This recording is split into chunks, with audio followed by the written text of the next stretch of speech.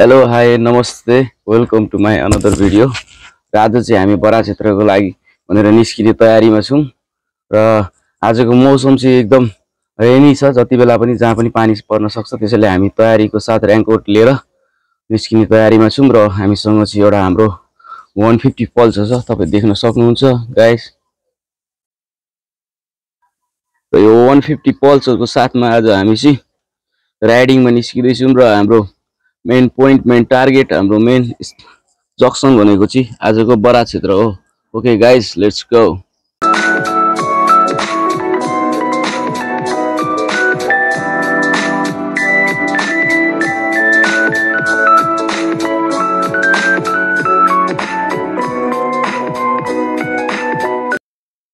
मोस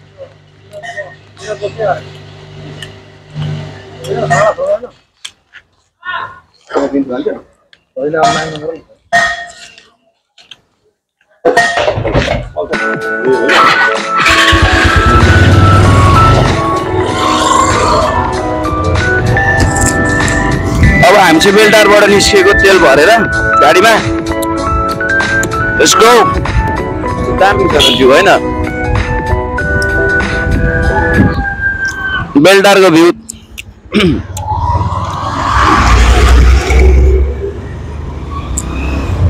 दामी छ गाइस भ्यू। माथि चाहिँ यो तपाईको के भन्छ यसलाई, यो कपडाको यो टुक्राहरूले सजाएको रहेछ। र अलिकति यहाँको गभर्नमेन्टले अलिकति ध्यान दिनुपर्ने कुराहरू गाइस अब यहाँ तपाईले देख्न सक्नुहुन्छ।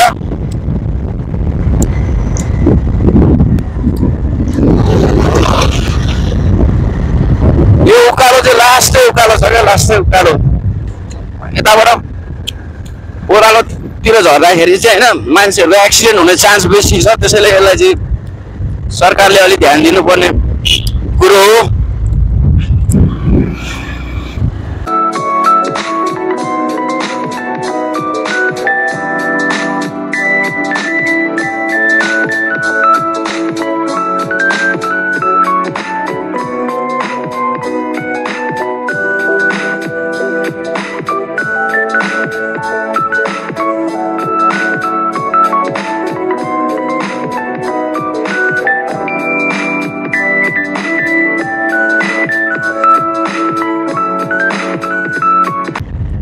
चारैतिर हरियाली छ, तपाईहरु देख्न सक्नुहुन्छ। कसैलाई थाइल्यान्ड गइराख्नु पर्ने जरुरत छैन। एक्चुअली तपाई यहाँ आउनुहोस् र थाइल्यान्डमा भएको महसुस गर्न सक्नुहुनेछ तपाईहरुले।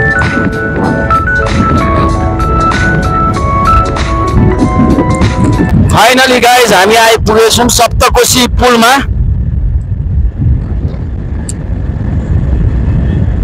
र हामी चाहिँ सप्तकोशी पुलमा एकछिन रोक्छौं र तपाईहरुलाई हामी कोशीको केही झलकहरु देखाउँछौं। फाइनली गाइज हामीहरु चाहिँ सप्तकोशी ब्रिजमा आइपुगेको छौं र तपाईहरु देख्न सक्नुहुन्छ सप्तकोशी उताबाट बग्दै आएको छ। र बग्दै तपाईको चाहिँ तपाईको ब्रिज हुँदै यो साइड हुँदै हुँदै हुँदै हुँदै तपाईको चाहिँ यो तर्फ बग्दै गएको यो कोशी चाहिँ हैन, देख्न सक्नुहुन्छ। यो सप्तकोशी यहाँ चाहिँ सानो साइजमा छ, तलतिर गएर यो ओह्रालो गएर फैलिएको छ। र आज मौसमले पनि साथ दिएको छ भिडियो बनाउन, मौसम पनि एकदम कुल छ। र अब हामी हाम्रो यात्रालाई कन्टिन्यू दिनेछौं अझै हैन। Let's go guys.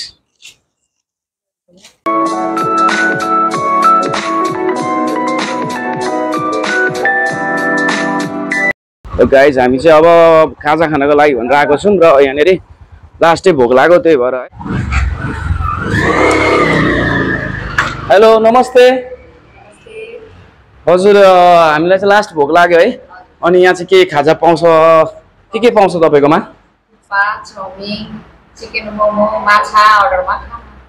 Thukpa, chowmein, chicken momo अनि माछा। मनोज के खाने? थुक्पा, चाउमिन अनि के रे मोमो, माछा। भेजमा के खाने? भेजमा के छ? प्याज पकौडा। प्याज पकौडा खाने? ए भेजमा चाउमिन खाइदिउँ न त हैन? ल है त टाइम लाग्छ ल बनाइदिनु न त है गाइस यो हाम्रो ब्युटिफुल नेपाल एभरग्रीन नेपाल तपाईँ देख्न सक्नुहुन्छ चारैतर्फ यहाँ चाहिँ हरियाली नै हरियाली छ र यति बेला चाहिँ हामी चतरा पुलमा छौँ सप्तकोशी यताबाट बग्दै आएको छ तपाईँ देख्न सक्नुहुन्छ अनि यो रहेको छ ब्रिज र यो ब्रिजको मुनि हुँदै यो कोशी चाहिँ बग्दै बग्दै हाम्रो तराई हुँदै इन्डियासम्म पुगेको छ र यहाँबाट दामी भ्यू आएको छ तपाईँ देख्न सक्नुहुन्छ कतिसम्म ग्रिन छ हाम्रो नेपाल यो ग्रिन नेपाललाई अझै हामीले स्वर्ग बनाउन पर्छ र स्वर्ग बनाउने प्रयास गर्नुपर्छ Let's go guys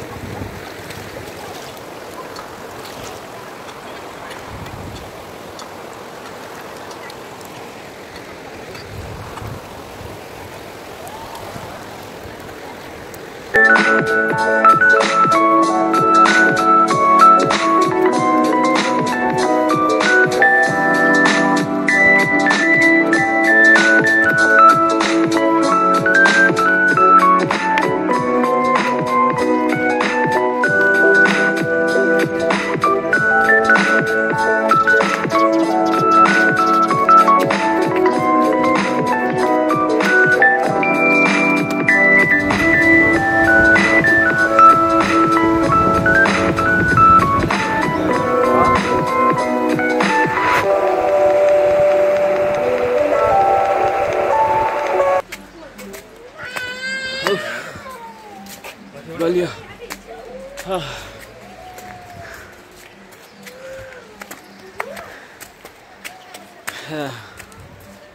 गलियो घाटे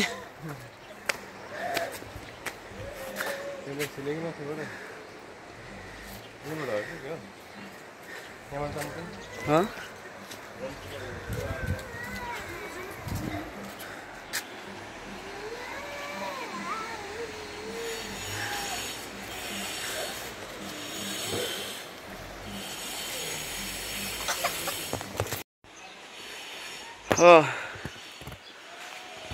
बराज क्षेत्र सेवा आश्रम धर्मशाला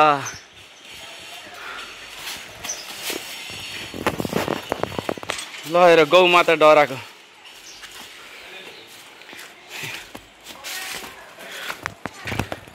तपाईहरुलाई स्वागत छ। फाइनली चाहिँ म बराज क्षेत्रमा आएको छु र चाहिँ मैले चाहिँ आज यहाँ एकजना गुरुलाई भेटेछु जो चाहिँ यहीँ बस्नुहुन्छ र म उहाँसँग चाहिँ केही सोध्न गइरहेको छु बराज क्षेत्रको बारेमा, यहाँको खासियत र बराज क्षेत्रको अर्थ के हो र यहाँको मान्यताको बारेमा। र उहाँले चाहिँ मलाई केही यसको बारेमा अलिकति व्याख्या गरिदिनुहुन्छ भन्ने आशा गरेको छु। र मलाई चाहिँ खास गरी भन्नु पर्दा तपाईको बराज क्षेत्र चाहिँ बराज क्षेत्रको अर्थ चाहिँ के हो मलाई खास गरी यो खुलाइदिनुस् न तपाईले। यो बराज क्षेत्र भने कस्तो भन्नुहुन्छ भनेदेखि अब अघि चाहिँ कुन युगमा सत्ययुगमा हो कुन युगमा हो हिरण्याक्ष भन्ने राक्षसले हजुर पृथ्वीलाई लिएर गएर समुद्रमा डुबाइदियो। हजुर समुद्रमा डुबाएपछि भगवानले चाहिँ अब पृथ्वीलाई डुबाइदिएपछि सकियो केही पनि छैन अनि भगवानले चाहिँ बराह अवतार धारण गरेर चाहिँ सुँगुरको रूप धारण गरेर बराह भने सुँगुरको रूप हजुर भगवानले चाहिँ बनेल भन्नु कि सुँगुर भन्नु कि बराह रूप धारण गरेर चाहिँ अनिखेरि त्यो हिरण्याक्ष दानवलाई चाहिँ उहीँ गएर समुद्रभित्रै गएर के सागरभित्रै गएर मारेर अनि उहाँलाई चाहिँ के दारामा राखेर पृथ्वी मातालाई उतालो लिएर आएर यहाँ माथिबाट टक्रक्क यो जस्तो भन्नुहुन्छ भनेदेखि के पानीको तलाउमा पात एउटा रुखको पात झरेर आएर ठ्याक्क बसे जस्तै यो पृथ्वी चाहिँ ल्याएर भगवानले टक्रक्क माथिबाट पानीमा टक्रक्क राख्नु भएको छ अरे कि यो अनि पृथ्वी राखिसकेपछि अनिखेरि यो बराह भगवानले चाहिँ अनिखेरि पहिलो धाम यो पृथ्वीलाई त्यो पानीभित्रबाट झिकेर ल्याएर यहाँ माथिबाट राखेपछि माथिबाट टक्रक्क राखेपछि अनि धरतीको पहिलो धाम नै लेखिरहेको छ अनि बराह भगवानले चाहिँ धरतीको पहिलो धाम यो बराह अवतार लिएर चाहिँ यहाँ भएको हुनेछ हजुरको मतलब चाहिँ पृथ्वीमा सबैभन्दा पहिलो धाम भनेको चाहिँ बराह क्षेत्र हो बराह क्षेत्र हो जो चाहिँ भगवानले एउटा आविष्कार गर्नुभयो धामको रूपमा चाहिँ बराह क्षेत्रलाई आविष्कार गर्नुभयो र भन्छन् मान्छे यहाँ आएपछि पाप पुण्य कट्छ हैन यहाँको अब हर चिज पवित्र छ एकदम त्यो त अब कस्तो भन्नुहुन्छ भनेदेखि अब यहाँ अब कोखा नदी यताबाट आएकी छन् यतापट्टिको कौशिकी भने अब सप्तको अब यहाँका मान्छेलाई चाहिँ थाहा छैन यो त्रिवेणी मात्रै भन्छन् यहाँ माथि तर यहाँ चाहिँ धेरै गङ्गा मिलेका छन् 7वटा त कोशी मात्रै मिलेका छन् हेर्नुहोस् यो गङ्गामा 7वटा त कोशी मात्रै मिलेका छन् हजुर कुन कोशी मिलेका छन् तपाईँलाई सबभन्दा पहिला यो चाइनाबाट आएको चाइनाको खासाबाट आएको भोटेकोशी छ हेर्नुहोस् अब म पहिला त्यही तलको सुनकोशीको किनारमा बस्थेँ म तपस्या गरेर चाइनाको खासाबाट आएको भोटेकोशी छ र त्यहाँबाट अनिखेरि यतापट्टि हिमालबाट आएको अनि हिमालमा माता पार्वतीले चाहिँ भगवान शिवलाई चाहिँ पति पाउँ भनेर चाहिँ हिमालमा गएर चाहिँ तपस्यामा बस्दाखेरि चाहिँ उहाँलाई चाहिँ एकदम हिट बढी भएर चाहिँ गर्मी बढी भएर चाहिँ माताजीको शरीरबाट चाहिँ एकदम सुन जस्तो पहेँलो पसिना चाहिँ बग्यो अरे अनि त्यही पहेँलो पसिनाबाट चाहिँ आएको हुनाले फेरि पहेँलोबाट आएको पसिनाबाट आएको भने पार्वतीको पसिनाबाट आएको सुनकोशी गङ्गा यता हिमालबाट आइन् र अनिखेरि उहाँ 12 विषय तपाईँलाई थाहा छैन 12 विषयमा दुलालेश्वर त्यहाँ 12 विषयमा शिवजीको मन्दिर पनि छ त्यो सङ्गम दुईटाको सङ्गममा यताबाट चाइनाको खासाबाट यताबाट भोटेकोशी आयो यता हिमालपट्टिबाट सुनकोशी आइन् र त्यो सङ्गममा त्यो दुईजनाको मिसियो र त्यहाँ शिवजीको मन्दिर पनि छ र त्यहाँबाट भोटेकोशीको नाम हरायो अनि त्यहाँबाट सुनकोशी हुँदै हुँदै आयो अनि तल दोलघाटमा आएपछि दुलालेश्वर महादेवको मन्दिर त्यहाँ पनि छ यताबाट इन्द्रावती आयो यताबाट सुनकोशी आयो र दुईटा त्यहाँ इन्द्रावती र सुनकोशी त्यहाँ मिसिएपछि अनि त्यहाँबाट इन्द्रावतीको पनि नाम हरायो अनि त्यहाँबाट सुनकोशी नै हुँदै हुँदै हुँदै हुँदै आएर तल अब यहाँ तल आएपछि अनिखेरि अब यो कुशेश्वर महादेव दुम्जा कुशेश्वर महादेव भन्ने ठाउँमा चाहिँ म त धेरै वर्ष तपस्या गरेर बसेँ त्यो कुशेश्वर महादेव भन्ने चाहिँ कस्तो भन्नुहुन्छ भनेदेखि 64 लिङ्ग मध्येको प्रथम लिङ्ग यो पृथ्वीको सृष्टि भएपछि सबभन्दा पहिला उत्पत्ति भएको भगवान त्यहाँ अरे त्यो कसैले स्थापना गरेर शिवलिङ्ग होइन आफै पतालबाटै आएको त्यो कत्रो छ कत्रो त्यो कसैले पत्ता लगाउन सकेको छैन र अनिखेरि त्यहाँ म तपस्या गरेर बसेर पारिपट्टि गुफामा त्यसको बिचमा सुनकोशी पारिपट्टि विश्वामित्र गुफा त्यो विश्वामित्र गुफा चाहिँ कस्तो भन्नुहुन्छ भनेदेखि सत्ययुगमा चाहिँ विश्वामित्र ऋषिले 10,000 वर्ष त्यो गुफामा तपस्या गरेर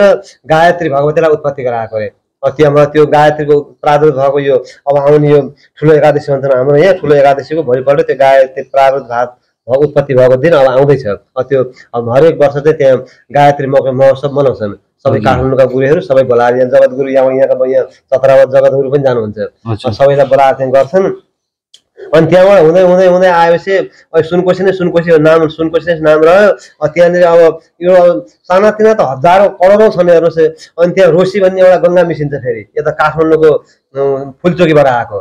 काठमाडौँको फुलचोकीबाट आएको रोसी भन्ने एउटा गङ्गा त्यहाँ मिसिन्छन् र यता हिमालबाट आएको चौरी भन्ने गङ्गा अर्को पनि मिसिन्छन् तर मिसिए पनि उनीहरूको नाम त्यहाँ आउँदैन अनि त्यहाँबाट सुनकोशी हुँदै हुँदै हुँदै हुँदै हुँदै आएपछि त्यो त्यहाँबाट करिब अब 4 घन्टाको बाटो तल आएपछि पैदल आउँदाखेरि 4 घन्टाको बाटो तल आएपछि अनि यता रामेछापट्टिबाट तामाकोशी आउँछन् यताबाट सुनकोशी अरूको सबै नाम मेटिछ तर नाम सुनकोशी मात्रै भयो र त्यो तामाकोशीमा र सुनकोशी त्यहाँ मिसिएपछि त्यो सङ्गममा नर्मदेश्वर महादेवको मन्दिर पनि छ र त्यहाँबाट हुँदै हुँदै अनिखेरि त्यहाँबाट मिसिएपछि अनि तामाकोशीको नाम पनि हरायो सुनकोशी नै हुँदै आयो अनि सुनकोशी हुँदै हुँदै हुँदै हुँदै हुँदै आएपछि हलेसी महादेव तपाईँहरू सुन्नुभएको नि हलेसी महादेवबाट चाहिँ अनिखेरि यताबाट दुधकोशी आउनुभएको छ अनि दुधकोशी आएपछि अनिखेरि यताबाट सुनकोशी र त्यहाँ दुधकोशी त्यहाँ सङ्गममा मिसिएपछि त्यहाँ पनि मन्दिर छ शिव मन्दिर छ त्यो के जयराम घाट हुन्छ त्यहाँलाई त्यो शिव मन्दिर छ त्यो शिव मन्दिरमा चाहिँ त्यहाँबाट सुनकोशी र दुधकोशी मिसिएपछि अनिखेरि त्यहाँबाट चाहिँ अनि सुनकोशीको नाम हरायो अनि त्यहाँबाट चाहिँ दुधकोशी हुँदै आयो अनि दुधकोसी हुँदै आयो अनि तल आएको नि अरू मिसिने आयो अनि फेरि यहाँ तल त्रिवेणीमा आएपछि अनि फेरि अरुण वरुण तमोर अब यो सबैको यताबाट उताबाट सुनकोसी आइन् दुध सुनकोसीको नाम हरा दुधकोसी आइन् दुधकोसी भएर उता दुधकोसी आइन् अनि यताबाट चाहिँ वरुण चाहिँ माथि नै मिसिया छ अरुण त्यहाँ तल आएर मिसिनु अरुण धेरै ठुलोहरू छन् अरुण पनि मिसिनु म अस्ति गएको थिएँ अनि फेरि यताबाट आएर तमोर यही त्रिवेणी यही पर्छ यसको सोझ पारिपट्टि अनि त्यहाँ तिनवटा त्यहाँ मिसिएपछि अनि फेरि यताबाट आएर पोका कौशिकी अहिले सबभन्दा पवित्र चाहिँ के भन्नुहुन्छ भनेदेखि यहाँ मोक्ष हुन्छ अरे कि यहाँ आएर मरे पनि मोक्ष हुन्छ अरे अहिले चाहिँ सप्तकोशी अथवा पोका गङ्गा यदिको यसको चाहिँ सङ्गम र अनि फेरि भगवानको चाहिँ पहिलो धाम भएको हुनाले यहाँ आएर जो मान्छे मरे पनि मुक्त हुन्छ भन्ने के भन्दैन त्यो शास्त्रमा छ अरे के शास्त्रमा त्यसो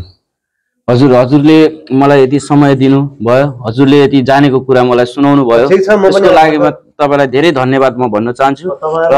पहिलो कुरो त मैले हजुरको है नाम सोध्नलाई बिर्सेछु हजुरको शुभ नाम मेरो नाम अब म पहिला त मेरो नाम अर्कै थियो अब अहिले चाहिँ मैले सन्यास धारण गरिसकेपछि मैले सन्यास धारण गर्नको लागि आएको अब म चतारामा बसेर 5-6 महिना त्यहाँ बसेर सन्यास धारण भयो प्रयागमा इन्डियाको प्रयागमा गएर सबै कुरो भएर आयो त्यहाँबाट अहिले यहाँ आएर तपस्या गर्दैछु म 3-4 महिना हुँदैछ अब मेरो अहिलेको नाम चाहिँ विश्वेश्वर पुरी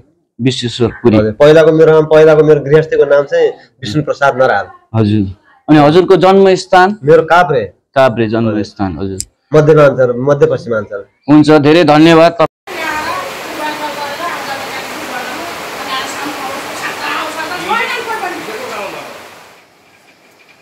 मनोज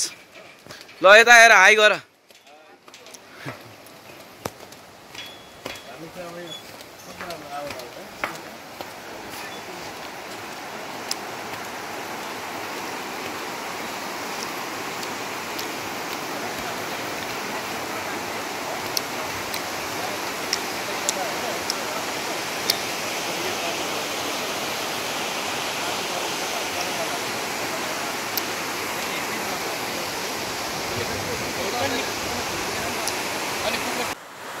हेलो बुनु यता हेर त